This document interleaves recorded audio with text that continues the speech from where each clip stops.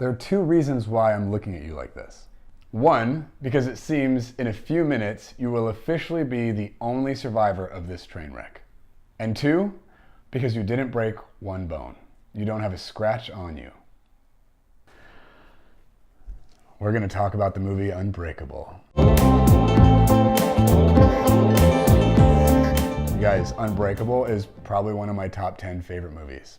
I don't talk about it a lot, but when it comes up, I can't stop talking about it. So Bruce Willis, Samuel L. Jackson, back in the day, from 2000 actually. So it's kind of old now, but man, this movie is good. It's slow paced. So mind you, it is slow. It is a slow movie. So you have to be prepared for that. But if you're willing to get past the slowness, the story is so cool. Some of the things I love about this movie is the way the story is told, from camera angle, the cinematography, the pacing of the scenes is so thoughtful and intentional and well crafted in an M. Night Shyamalan fashion, right? And things slowly get revealed to you in subtle, interesting ways, and you think you know what's going on, kind of, but you're not sure, and you're like, is this for real? And he really plays with the blend between the supernatural and a very realistic, kind of a stoic, melancholy film. And you're like, wait, what's going on? Is this real or not? And then as the movie progresses, the thing gets more intense and more dramatic, and not to the point where it's over the top. It's never remotely close to being over the top. So he remains subtle and believable throughout the movie, which I love, because sometimes in movies it's really hard for me to respect or care for the storytelling because they blow the intensity out of proportion and it just gets really sloppy and unbelievable. You know what I mean? It's just like, oh, you lost me. That was like way too much of a jump. He doesn't do that in this movie. He's slow and intentional and steady throughout, and it continues to ramp up, but he does it at a pace that's manageable, believable, digestible. You can go with him there. I love it. And you have these opposing characters. We watch the hero, we watch the villain, we watch them interact. It's so interesting to watch the interplay. And we watch Bruce Willis go on his journey of, am I special? Can I be? I think I want that, but it's not possible. I'm so jaded, I'm so hurt by life. There's no way this is possible. But his son, as the little boy, just continues to be that voice of hope, right? This is possible, you can have this is happening, you're amazing. And so I love the dialogue between him and his son throughout the movie. You hear his doubt and his skepticism and his fear, his rejection and his smallness. And then you hear the hope still just like coming from his son. He's still young and naive and innocent and believing that things are amazing. And then you obviously see all these different things happen throughout the movie that continue to display the fact that Bruce Willis is in fact a superhero. Which feels dramatic and intense, and the villain actually says at some point, superheroes are exaggerated, right? But what if they're actually playing off of things that are true and real from history? What if this is actually going on and maybe we just blew it out of proportion and made it more dramatic and intense than it actually is, but the elements are still real, which I'm a big fan of because I'm a pretty firm believer that we've got some supernatural abilities running around in us all the time. You know what I mean? One of the cool scenes in this movie is Bruce Willis is doing some bench pressing, right, in his garage, and his son is there helping him lift. And his son has the idea in his head at this point in the story that his dad might be Superman. Not Superman actually, but like a superhero.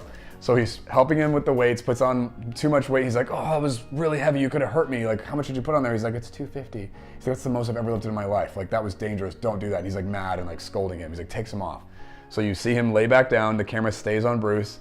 The kid does the weight thing, and then he lifts again, and it's still hard. He's like, how much weight did you take off? He's like, I didn't take any weight off. He's like, what? He's like, I added 15 pounds on both sides. He's like, what?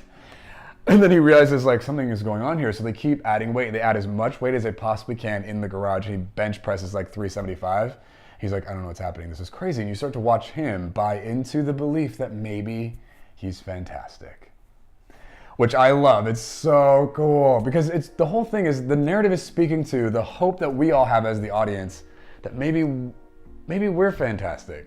Maybe there might be something amazing going on here. Maybe, right? Maybe. But we have all this fear and doubt, and Bruce just depicts that throughout the story. And we're like, yeah, totally, I don't know. But we're all rooting for him. We want him to be a super. And then we watch the story progress where he starts embracing and accepting the fact that maybe he actually does have supernatural ability here. He gets touched by people and all of a sudden knows like they've done something wrong. They're doing this right now. They're carrying this kind of a weapon. He gets visions, he gets impressions, feelings. To the end where he actually ends up following this guy to somebody's house because he saw in his mind that this guy had murdered some people in their homes, whatever. So he went to the guy's house, found the family, freed the kids, the dad's already dead, freed the mom, she was dead, wrestles the guy, the villain who's in that house, kills the dude, and then in the newspaper the next day, he's heralded as a hero. They don't know who this guy is, but he's wearing that weird parka raincoat thing, right? And he slides the newspaper over to his son, and the son sees it, and he just starts crying. But he's like, shh, be quiet. And so the kid's like, yeah, it's a secret we'll keep, but his dad is amazing. Mr. Glass says, you wanna know the scariest thing in the world? Not knowing your place in it. And I love that, because I would agree. I don't know if it's the scariest thing, but it's definitely a terrifying thing. When you don't know where you belong or what you're supposed to be doing here, everything is scary and difficult and hard to come by. And you're alone and you have to fight really hard to try and make your moments matter. That is a terrifying place to be. That's called the plight of the orphan. And so Glass has been this orphaned guy this whole time, and his whole drive to try and find Bruce Willis's character was to eliminate the orphanedness from his life, that he doesn't have purpose, he doesn't know why he exists, and finally discovers in Bruce's existence and his nature, his own. I'm here to do battle with you. I'm here to be your opposite, your antithesis, the guy that like wars with you. Which is such a beautiful, interesting, like legitimate affirmation to a need we all have, that I think growing up I had trouble like putting my finger on what is this thing. But there's this deep longing inside of every single one of us to know that there's a place we belong and that we're supposed to be there, right? That there's purpose and providence and intentionality to that. And that's absolutely true. There is a place that you belong, that you're supposed to be in, and there's a reason that you're there. If you don't know it, that's okay. There's a guy who loves you, really into you, and has all the answers that you need for that, okay? So this movie is just such a beautiful tribute to the reality and the affirmation that there is a place you belong, you're supposed to be here, and you can know it. And remember guys, when you're watching a movie, you're never alone. Like, comment, subscribe. We want to hear from you. Be sure to click that bell button so you get the notifications when we make these videos. We've got a bunch more coming out. We want you to catch them. Also, for those of you who are interested, who maybe don't know your place in the world yet, or you want to continue to go down that road and refine it, I have a team of spirit coaches who work with our clients to help them specifically in this area. We have a program called The Hero's Arc, where they'll take you through 3 sessions of exploring the hero that you are.